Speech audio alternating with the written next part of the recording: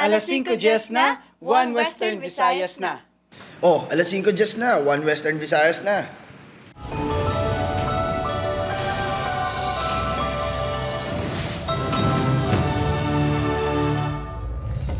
Mga balitang atong tutukan sa mga Biyernes, publiko ginapanugyanan sang kapulisan nga maghalong sa pagpili sa mangin kabulig sa balay kag negosyo. Kabulig sa balay nga ginhire online ang awat sa masobra 100,000 pesos nga cash sa iya amo sa San Isidro Haro. Pagpangawat na hulikam. Samtang pagkawat sa lalaki nga sakay sa tricycle sa takop sang manhole sa Dalan Delgado, Iloilo City na hulikam.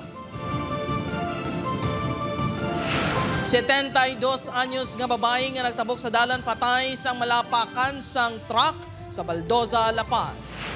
Ginareklamo nga warden sa BJMP Negros Occidental District Jail nga rason sa pag-noise barrage sa pila ka mga PDL nagpa-relieve sa pwesto. Pulo kabalay sa Panay Capiz naguba sang naglabay ang buhawi. Kag presyo sang palay sa Iloilo apektado sa malaing nga tiyempo subong nga tig-alani. Presyo posible magnubo sa 12 pesos kada kilo.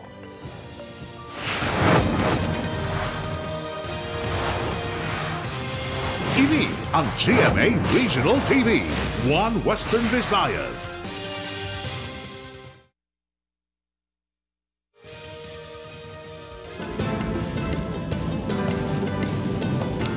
Mayong hapon Western Visayas kag Negros Occidental, kabulig ginkawatan sa masobra 100,000 pesos nga cash ang iya mga amo sa Haro. Samtang takop sang manhole sa Dalan Delgado City proper ginkawat man. Mga insidente na hulikam. Si Zen Kilantang Sasa nakatutok live sa Barangay San Isidro Haro, Iloilo City. Zen?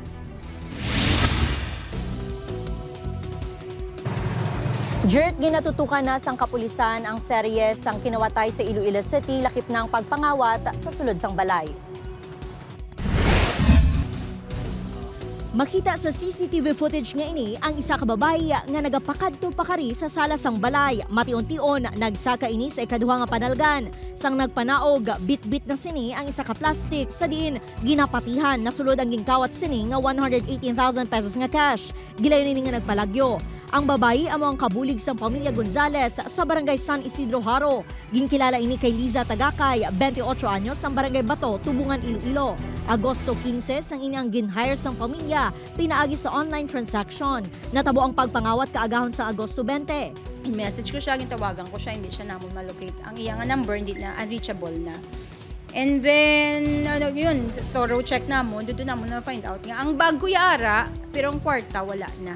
Ila na napakigangutan ang pamilya sang sospek. Wala kuno ini sa ilabalay. Natukiban man sa pamilya Gonzales nga madamo na ini sang kaso sang pagpangawat. Nabatian pa kaming istorya nga may case sang panghilo. So, parang blessing in disguise na lang kay nagbugtaw ang nanay kung mukha kagahol sang ido sang pagwaya. So nagbugtaw sa nanay after niya nga nakagwa. Napasagaan na sang reklamo nga qualified theft ang suspect. Abiso sang kabulisan sa mga nagapangita sang kabulig sa balay. Ikan sa online nga legit ang group nga nasudla naton kag mag-require din kita sang mga pertinent papers like police clearance, barangay clearance, kag ID sa aton nga mga prospect. Makita naman sa video nga ini nga nagpanaog sa tricycle ang lalaki nga nakakalo. Talalupang doon ang pagpanilag sini sa palibot. Sang ulihi, pasimple sini nga ginkakas ang inlet cover sang manhole kag dali-dali nga ginkarga sa tricycle. Natabo ang pagpangawat alas 3 kahapon sang kaagahon sa Dalan Delgado City proper. May person of interest na ginasundan ng kapulisan. Nagkasulod nga may information, so mga information na nagkasulod sa prinsipyo na validate na pa makuha tuloy na pang identity. Base sa statement nga ginpagwa ni Iloilo City Mayor Raisa Trañas, may isa ka senior citizen nga nadusmo sa lugar bangod wala na sang cover ang manhole. Ginmando na sang alkalde ang pagpangita sa lalaki. Magahatag man sang padya ang syudad sa makatudlo sa suspect. May reward nga gin-post si Mayor sa iya Facebook, no? Parang hindi na pagsulito na nga mo na nga kapatabo subong. Ginbutangan naman sang temporaryong taklob sang Office of the Facility Conservation ang manhole.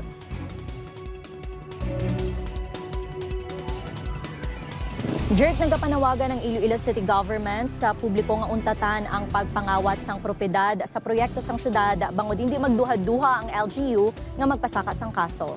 Jerk? Madam Ogid nga salamat sa detalye, Kapuso Zen Kilantang Sasa. Sa iban pang balita, 72 anyos nga tigulang nga babayi patay matapos malapakan sang 10-wheeler truck sa Barangay Baldoza, La Paz. Si Julius Bilacaol nakatuto. Makita sa video ang lawas sa isa ka babayi sa tunga sang dalan. Wasak ang ulo sini matapos malapakan sang guma sang 10-wheeler truck. Natabo ang aksidente sa Barangay Baldoza, La Paz pasado alas 9 kay inasang aga. Ang biktima ang ginkilala kay alias Edeth, 72 anyos sang Zone 1 Barangay Ticod, La Paz. Mabakal kuntani ini sang bulong apang bangod sirado pa ang pharmacy. Nagtabok ini sa dalan. Diri na kag siya nabungguan kag nalapakan. Wala gid man nagsingkit kay uli na sa nakita. Sang nagwas na lupok na iya nga ulo amo to nga nakita sa namo. Gindala pa sa ospital ang biktima apang gindeklarar nga dead on arrival. Ang truck ang nagikan sa Coastal Road kag padulong kuntani sa Lobo, Lapos. Ini ang ginamaneho ni alias Arnel, 46 anyos sa San Enrique, Iloilo. Yaran na sa kustodiya sang kapulisan ng truck driver. Nagpamaliba din nga magpa-interview sa news team. Apang base sa pahayag sini sa kapulisan, wala niya natalupangdan ang biktima. That time, since traffic, naka-stop ang mga salakyan. So nagtabok siya. So pag pagguna sa mga salakyan, amo to nga time nga ang tigulang is diraman sa tubang gid mismo sa truck. Nagapangatubang sa reklamo nga reckless imprudence resulting to homicide ang truck driver. Julius Bilacaol, 1 Western Visayas.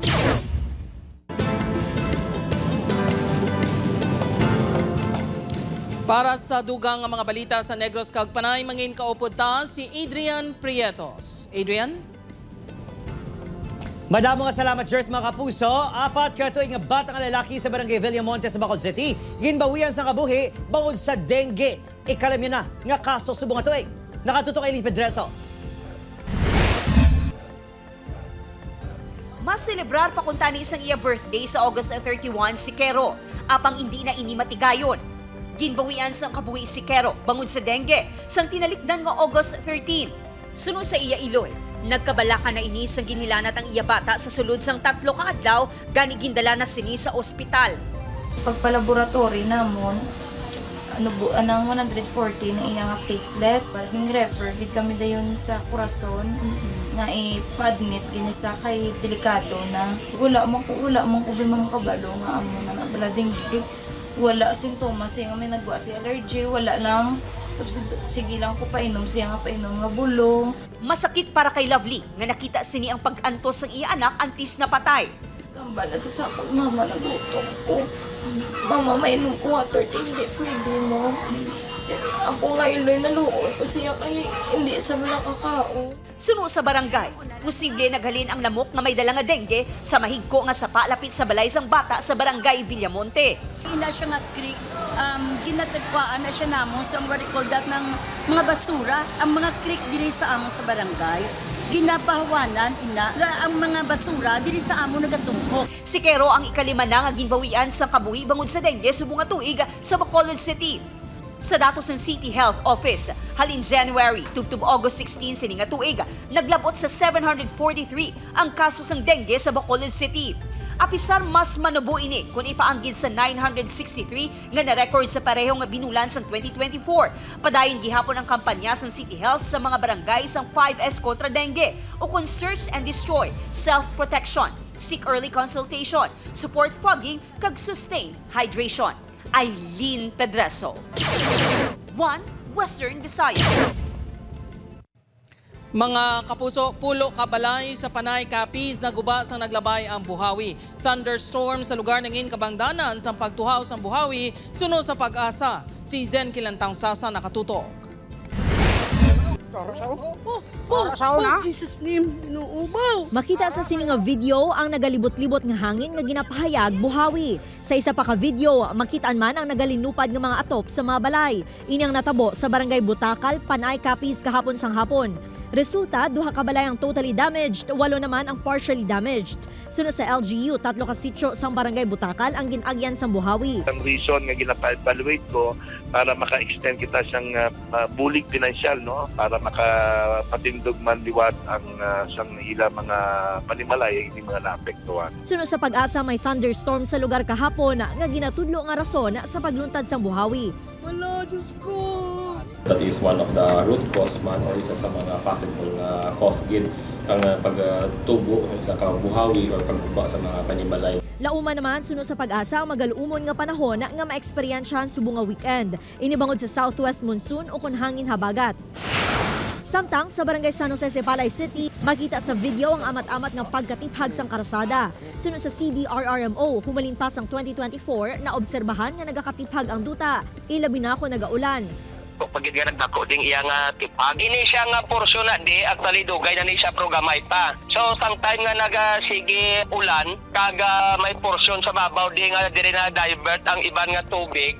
So amo naman ni siya ang nag-cause. Bangod sini, temporaryo nga ginpasiradhan ang dalan. Ginaabisuhan man ang mga motorista nga magpangita sang alternatibong alagyan. Hugot nga ginamonitor ang mga residente, ilabi na ang mga nagalabay sa dalan nga mga taga-barangay Hill Montilla kag San Jose. Since nga private na di siya nga area, kag wala man ni siya nato na ano sa LGU, isa ka mining company nga naga-stop ng operation 2000 or 2001 after na sang ilang operation, wala na bala nila gi-maintain. Upod kay Marvin Lauderes, Zen Kinatang Sasa, One Western Visayas.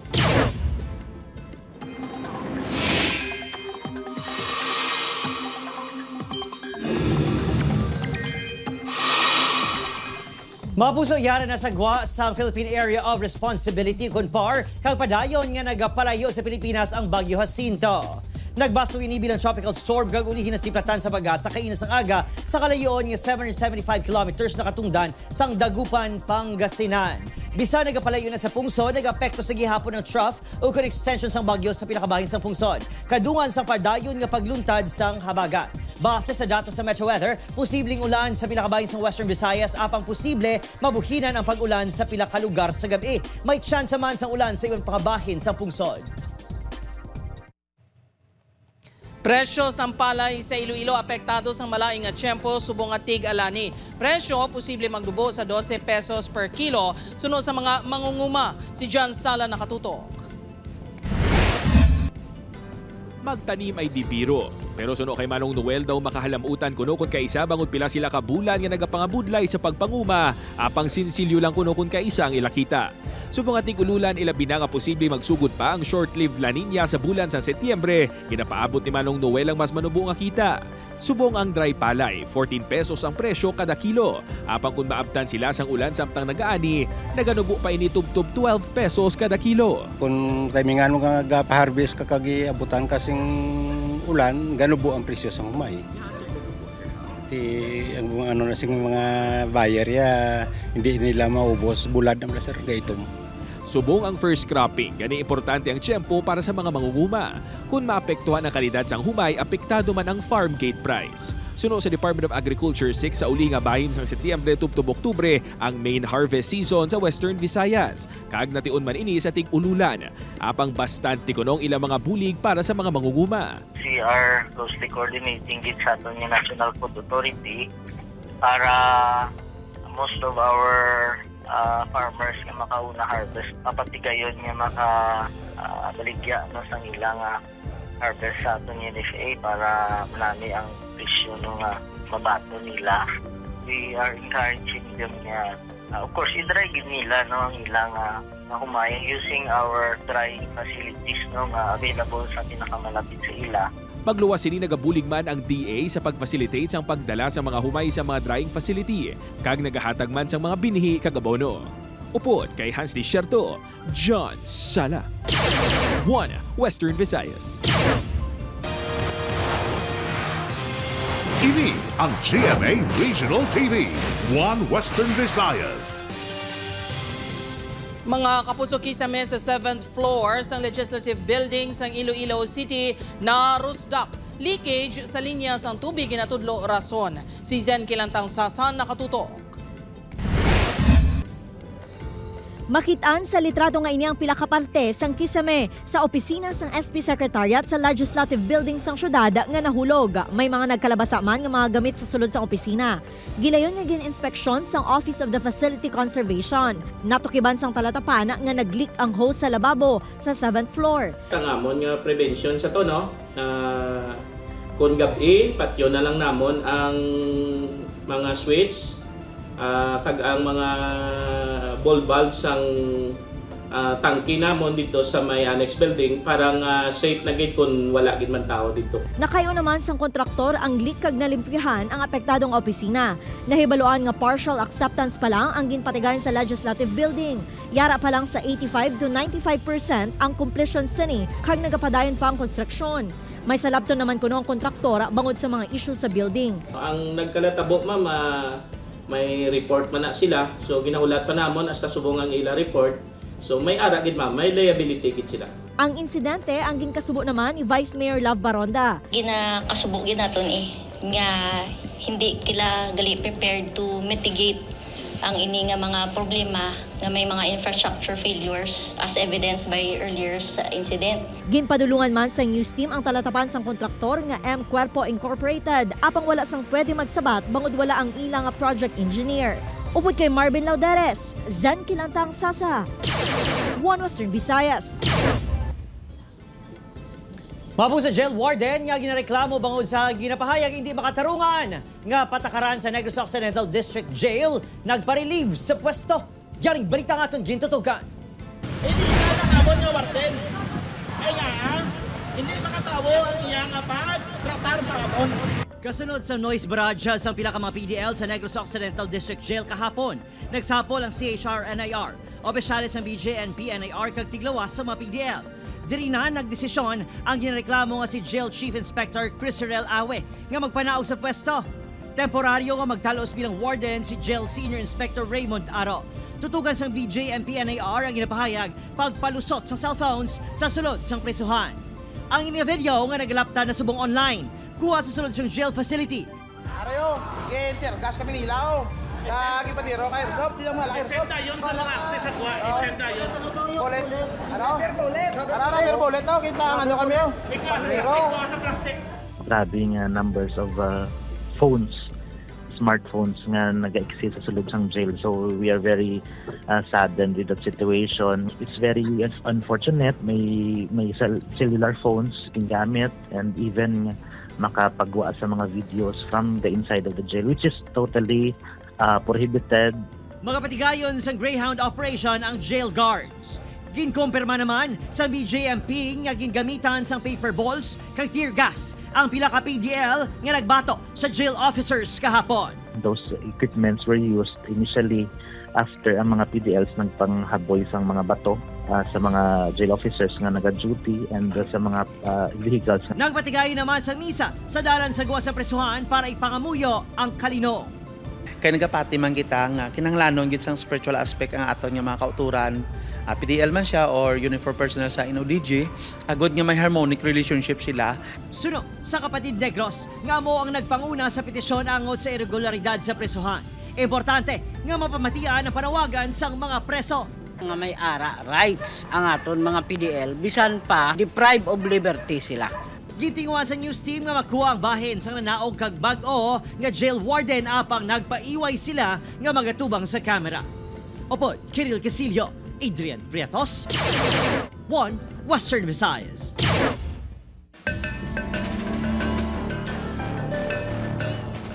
Mga kapuso, Shoreline Protection and Access Road Projects ang DPWH, 1st Engineering District sa Barangay Poblacion East, kag South Oton, Iloilo, ginareklamo sa pila ka mga residente nga nagatugas ang pagbaha. Si John Sala nakatutok. Dako nga bulig para sa mga residente sa Barangay Poblacion East kag Poblacion South sa Oton ang Shoreline Protection kag Access Road Project sang Department of Public Works and Highways 1st Engineering District sa lugar. Ang proyektong may kabugusan nga balor nga 155.3 milyon pesos. Suno kay Manong Leonard, halin sa natapos ini, wala na nagakaguba pa ang ilang mga balay bangod sa dalagko nga balod. Dako ang nabulig kaya ang balod hindi naka-penetrate ng balod magampak dire yung hindi nakaguba sa mga sakilid baybay ding mga balay. Apang sa piyaksang positibo sini nga epekto. Kung magbubo naman ang ulan, nagatuga ang proyekto sang pagbaha sa lugar. Ginakalarma man sa mga residente ang epekto sang stagnant water sa ila-ikayong lawas. Kay gabaha ang may tubig apundo lamok kagiko mabaho ang tubig. Makapila ka beses naman kuno nila ini nga ginreklamo, apang wala pa sang aksyon ang DPWH tubtob subong. Suno sa DPWH First EDO, ginapangitaan na nila sa paagi nga mas mapadasig ang pagsulbar sa problema sa mga residente. May project kami subong nga poblasyon coastline access road sang ginapropose namon nga butangan sang box culvert. Ang propose namon, isa na siya sa magiging outlet. Panawagan naman sa mga residente nga mas mapadasig pa ang solusyon sa ila reklamo bangod ginapaabot ang maulanon nga tiyempo sa bulan sa Setyembre tubtob Disyembre. Upod kay Hans Disharto, John Sala. 1 Western Visayas. Ginplastar na ang mga stall para sa Calle Real Night Market nga hiwaton subong nga gabi sa Iloilo City. Nagsugod na sa pagpahamtang sang mga kiosko sa Sunburst Park kag sa dalan sa Calle Real. Madamong ang mga pagkaon ang matilawan nga ginalakipan sa mga street food. May on-the-go food kag may mga mobile food cart man nga magapasakop. May yara man sang food item o non-food items nga igabaligya. Ang aktibidad ang kabahin sang selebrasyon sang ika-88 katuig nga Iloilo City Charter Day. Magadugay ang Calle Real Night Market tubtob sa Domingo, August 31. Bangon sini, siraduhan ang pila ka bahin sang dalan JM Basa tag sa magsugod na ang night market.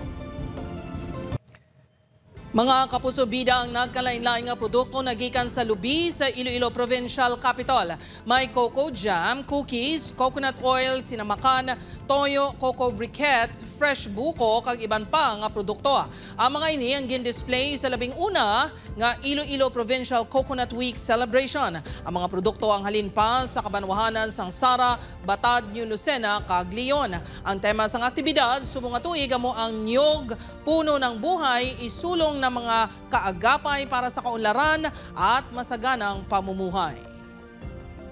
That's why nga recommend to showcase this nga from coconut pwede ni siya maobraman nga mga muni nga product nga usually nga gamit ato sa kitchen nga sa basic living. Ini ang GMA Regional TV, 1 Western Visayas.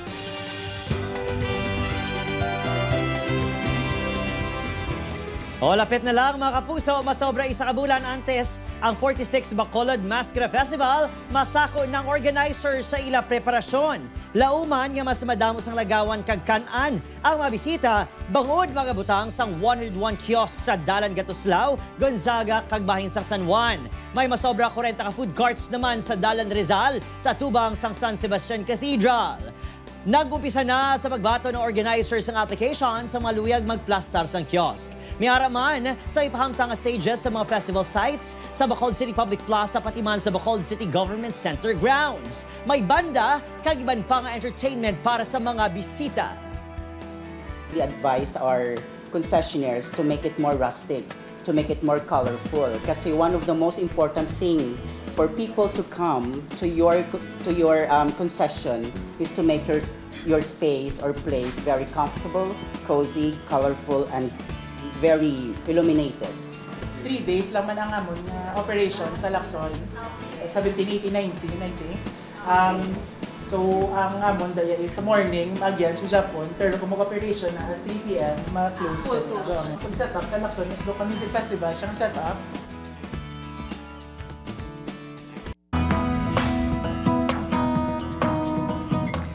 Mga kapuso, grupo sang hikers na pawaw sang nadiskubrihan ang katahom sa Tingalon kag Sansanan Peak sa Igbaras, Iloilo. Ibalonta sa may Western Visayas ni Franklin Kikoy. Nature is my therapy, my happy place. Ganay sang ginhagad ako sang akon mga abyan nga mag-day hike sa Igbaras, Iloilo, wala na ako nagpangduha-duha. Pinasahi para sa ako ng trip bangod ini ang makabig, pinakamasadya nga DIY hike nga amo na agyan. Ginkasugtan sang amon team nga sakao ng 2 ka bukid sa sulod lang sang 1 ka adlaw. Una kami nga nag-hike sa Tingalon Peak, Ang scenic view sa ibabaw, tuman ka breathtaking. Nga kung imo masaksihan, sigurado nga ikaw maong pawanggid sa tanan nga kakapoy, kag kabudlay sa pagsaka.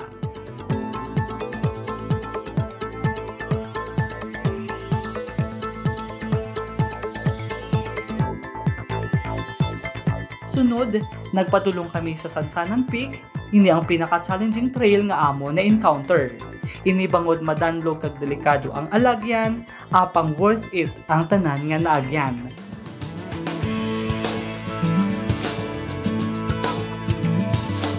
Bangod, it was worth the risk. Bangod ang view, simple stunning.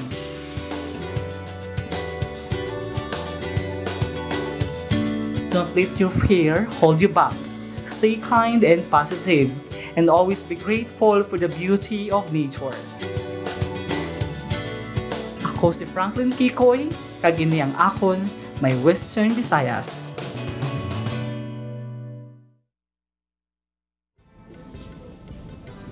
Mabusong ipaidalog na sa clearing ang abandonado nga building sa 4th Lacson Street, Bacolod City, kainasang aga. Ginahimo ini nga ilistaran kag tambayan sa mga nagaliho-liho sa dalan. Ginpangunahan sang LGU kaupod ang barangay ang pagpaninlo kag pagpanghawan sa lugar sa pagpahanugot sang tag-iya sang propiedad. May gwardiya na nga ginpahamtang bangod ukon agud masiguro nga wala na sang may makasulod sa lugar. Pasalamat kami kay ang tanan nga coordination, nag-cooperation, so nagdalaman sila ditaw sa ila. So i-clear ta lang, i-close ta lang bakod para hindi na masudlan nila. Makapuli sa ila lugar eh.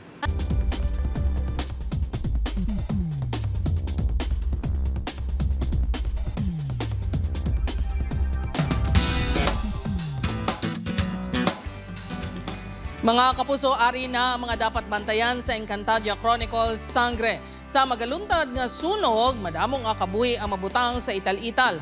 Masarangan bala ni Tera nga magbulig nga nagaisahanon. Sino pa bala ang maabot para buligan sila? Bantayan inatanan sa Encantadia Chronicles Sangre, 8 p.m. pagkatapos ng 24 oras.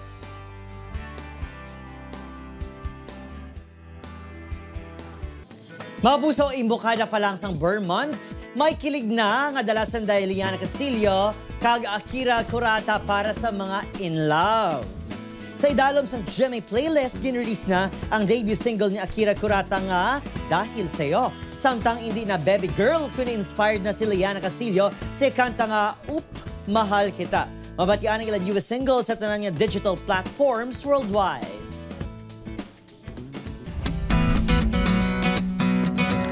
Mga kapuso, sa masamihan dumgid sa mga kabataan nga mangin artista sa ilapag dako. Kanami lang mag-arte, maghibi, magkadlaw, maakig, ukon, makulbaan. Sa Iloilo City may grupo sa mga pamatanon nga theater artists nga naga-volunteer para maghatag sang acting workshop sa mga pigado nga kabataan sa mga barangay.